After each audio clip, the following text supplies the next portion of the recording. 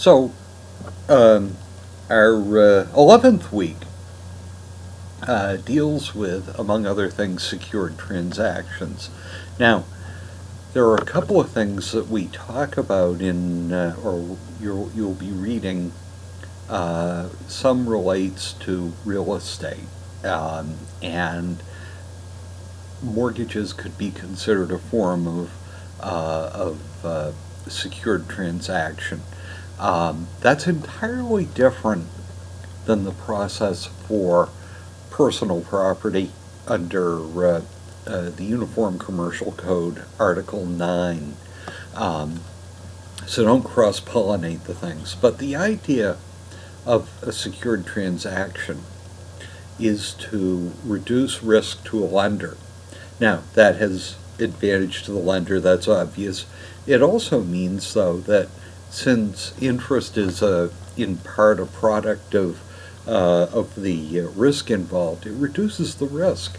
So interest rates can be, at least theoretically, lower.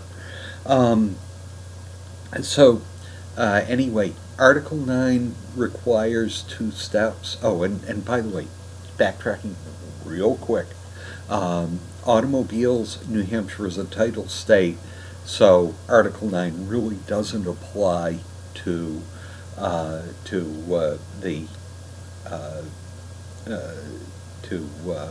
automobiles in New Hampshire.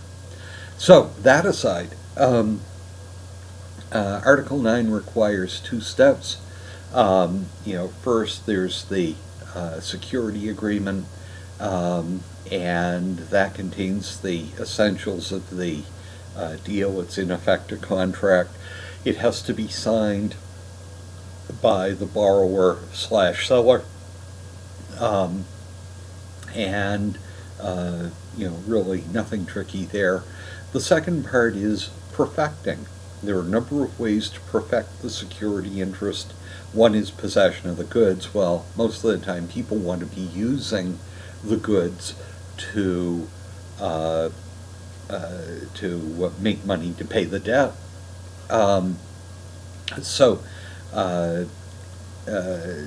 That doesn't get done very often, but it's a possibility. Secondly is filing a financing statement in a public place in New Hampshire that is now pretty much universally the Secretary of State's office, unless something is a fixture that is attached to a house, and then it could, or other real estate, and it could be filed in the County Registry of Deeds. Perfection is a good thing. It provides more security for the lender. The lender can actually, is in better shape. They become a secured creditor for bankruptcy purposes. So it's a better place to be. So watch those things. There are some other areas I'm asking you to read that include insurance. I'm not going to try to sell you life insurance or anything, good Lord. But you should be aware of that. There are services that you pay for when you write that check for a premium. You should take advantage of them. One is subrogation, where the insurance company pays your loss and then goes after whoever perpetrates.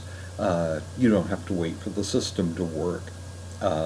And works wonders. So there are some very good things to watch in terms of insurance,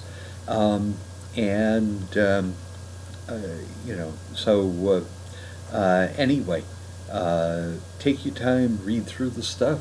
We'll see you on the discussion board, and we'll be back next time.